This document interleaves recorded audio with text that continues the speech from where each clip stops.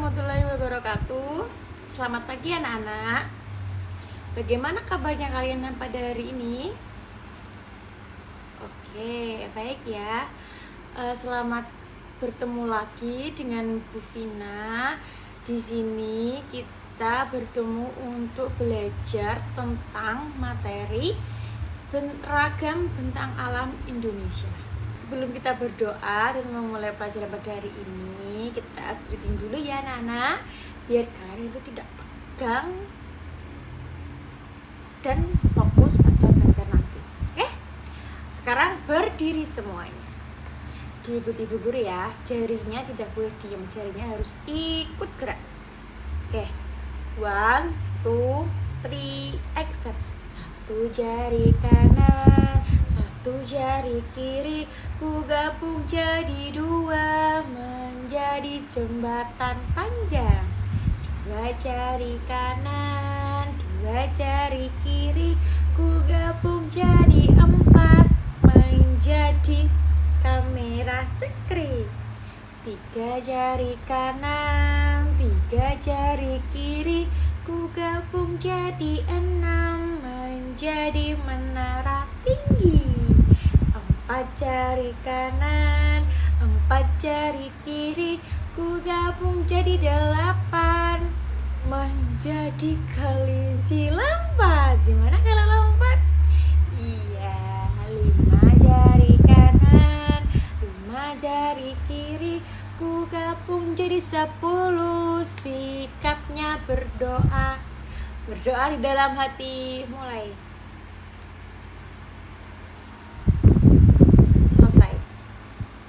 Tujuan pembelajaran kita pada pagi hari ini adalah yang pertama, dapat mengidentifikasi berbagai bentuk bentang alam di Indonesia seperti pegunungan, sawah, dataran tinggi, dataran rendah, sungai, laut. Yang kedua, kita dapat menjelaskan ciri-ciri bentang alam dan keterkaitannya dengan ekonomi masyarakat. Yang ketiga, dapat menunjukkan sifat peduli terhadap lingkungan alam di sekitarnya. Oke, jadi kita bisa buka bukunya pada halaman 41. Di situ sudah ada bab tentang ragam bentang alam di Indonesia. Sebelumnya, Bu Guru mau bertanya, apa saja bentuk permukaan bumi yang kamu ketahui? Siapa yang bisa menjawab? Angkat tangan. Oh iya, itu Clara. Apa jawabannya, Clara? Iya, pinter. Pegunungan adalah contoh salah satu ragam bentuk alam. Selain pegunungan, ada yang bisa menjawab lagi? Iya, sawah. Apakah sawah termasuk ragam bentuk alam? Iya, betul sekali. Sawah, ada pegunungan, sungai, laut, bukit, dataran rendah, dataran tinggi, dan masih banyak yang lain. Lalu, mengapa di pegunungan banyak orang yang bertani sayur? Apakah ada yang bisa menjawab? Siapa kali ini yang bisa menjawab? Angkat tangan. Ayo, siapa yang bisa menjawab? Oh iya, itu Roni. Apa Roni jawabannya? Iya, airnya sangat cukup. Kalau di dataran tinggi itu airnya tuh sangat banyak dan juga suhunya dingin. Ya, tanahnya subur. Jadi kalau misalnya para petani misalnya menanam sayuran di sana, itu akan menghasilkan panen yang banyak karena suhunya cukup, airnya cukup, tanahnya subur. Tuh, jadi jika kalian misalnya liburan ke dataran tinggi, misalnya ke air terjun, misalnya ke taman bunga, itu pasti kalian melihat di sana, di bukit sana itu sangat subur. Ada cabai, ada sawi, ya kan? Ada kadang juga ada di sarangan seperti contohnya stroberi, ya kan? Nah, itu contohnya. Kenapa di dataran tinggi itu tanahnya subur? Karena suhu airnya itu juga cukup. Oke, sampai di sini paham? Oke, kita lanjut. Di sini Bu Vina punya satu video tentang ragam bentang alam Indonesia. Mari kita lihat sama-sama. Oke, di sini Bu Vina sudah punya contoh video. Kita lihat bersama-sama ya. Nah, lihat. Di sini ada pantai. Contoh ragam bentang alam itu pantai. Di sini kita bisa lihat pantai adalah daratan yang berbatasan langsung dengan laut. Daerah pantai biasanya memiliki udara yang relatif panas dan umumnya daerahnya berpasir. Nah, mata pencariannya seperti pekerjaan nelayan, petani tambak, pedagang, petani garam. Nah, contohnya seperti itu. Contohnya lagi, dataran rendah. Dataran rendah merupakan suatu hamparan tanah lapang dengan ketinggian yang relatif rendah. Nah, jadi dataran rendah itu seperti kita tinggal di sini. Ini namanya dataran rendah. Selanjutnya, pekerjaannya bisa petani, peternak, buruh, perumahan, dan industri. Oke, selanjutnya adalah ini dataran tinggi. Tadi ada dataran rendah, sekarang ada dataran tinggi. Dataran tinggi itu contohnya seperti di pegunungan, ya kan, di bukit. Nah, ini terletak sekitar 500 meter di atas permukaan laut. Dataran tinggi ini biasanya memiliki udara yang bersih dan juga sejuk, segar. Pekerjaannya bisa petani, pedagang, peternak, dan pekerja pekebun. Nah, ini contohnya, ini sudah ada contohnya pekerjaannya. Nah, seperti itu teman-teman. Oke, kita sudah menonton videonya tadi. Di sini siapa yang masih belum paham apa saja sih ragam bentang alam di Indonesia? Sudah paham semua ya? Sudah paham semua? Nah, Bu Guru akan menjelaskan sedikit lagi tentang ragam bentang alam.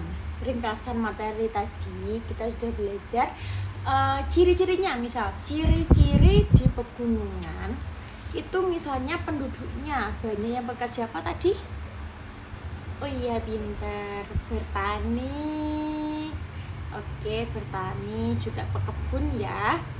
Oke, hidup di sana udaranya sejuk apa panas ya? Panas apa dingin ya? Iya, pintar, dingin, pintar sekali. Rumahnya itu biasanya berjendela banyak agar cahaya masuk. Nah, di sini sudah ada di buku kalian, bisa dilihat. Menggunakan pakaian lebih tebal karena cuacanya dingin. Kalau di sini dataran rendah, ciri-ciri penduduknya ada banyak menjadi petani padi, pedagang, dan buruh pabrik. Daerahnya ramai, iya benar, sangat ramai. Dan juga biasanya kalian tahu nggak anak-anak, kalau di jalan itu banyak asap kendaraan, banyak debu, ya kan. Kalau di dataran rendah rawan seperti itu. Kalau di dataran tinggi kadang itu penduduknya nggak pakai sepeda motor, tapi kayak pakai jalan kaki, naik sepeda ontel, ya kan. Pernah tahu kan kalian? Nah, di sana itu cuacanya panas. Kalau di sini, kalau di dataran rendah itu cuacanya panas. Nah, cuaca panas ini akibatnya karena asap kendaraan tadi, contohnya seperti itu. Kalau di sungai, nah ini sungai, ciri-ciri penduduknya biasanya penduduknya itu di sungai itu digunakan untuk mandi, mencuci baju. Nah, ini pekerjaannya petani atau nelayan sungai. Kalau sudah danau, danau juga sama sih, hampir sama dengan sungai. Banyak bekerja sebagai pembudidaya ikan air tawar, memanfaatkan danau untuk wisata dan perahu. Lingkungan di sana itu lebih sejuk dan tenang. Karena kalau kita dekat dengan pegunungan dan juga dekat dengan laut atau danau, itu tuh udaranya sangat sejuk sekali. Dan suhunya itu di bawah 25 derajat Celcius. Jadi rawan kalau penduduk di sana itu sering memakai baju yang sangat tebal karena memang di sana itu suhunya dingin, berbeda dengan dataran rendah seperti kita di sini. Gimana anak-anak? Sudah paham? Oke, kalau sudah paham, guru akan kasih tugas ke kalian ya. Tapi tugasnya ini berkelompok. Tugasnya berkelompok. Nah, di situ kita bisa buka halaman 52. Jadi ya guys, kalian bisa lihat ya. Peserta didik mengisi tabel atau diagram tentang benda alam. Jadi nanti kalian itu berdiskusi dengan kelompok. Nanti ibu guru bagi kelompoknya. Ini adalah pekerjaan di rumah. Jadi nanti ini dikerjakan di rumah. Bekerja kelompok ya, tidak boleh mengerjakan mandiri, semuanya harus ikut bekerja sama. Oke, berdiskusi kelompok tentang ciri-ciri tiap bentang alam dan bagaimana masyarakat hidup di sana. Tadi sudah saya jelaskan bagaimana cara hidup mereka di sana, seperti pekerjaannya apa, terus suhunya bagaimana, rumahnya bagaimana, ya kan? Kalau lupa bisa dilihat di AKS kalian. Oke, jadi ini bisa dikerjakan di rumah. Sudah saya bagi kelompoknya sesuai dengan urutan absen. Satu kelompok terdiri dari 4 orang ya. Oke, sudah sampai di sini pertemuan sama Bu Vina hari ini. Sekiranya ada salah kata dari Bu Vina atau kurangnya informasi, mohon maaf. Sebelum kita tutup pelajaran hari ini, berdoa dalam hati, mulai. Selesai. Sampai jumpa anak-anak. Bu Vina pamit keluar kelas dulu. Wassalamualaikum warahmatullahi wabarakatuh.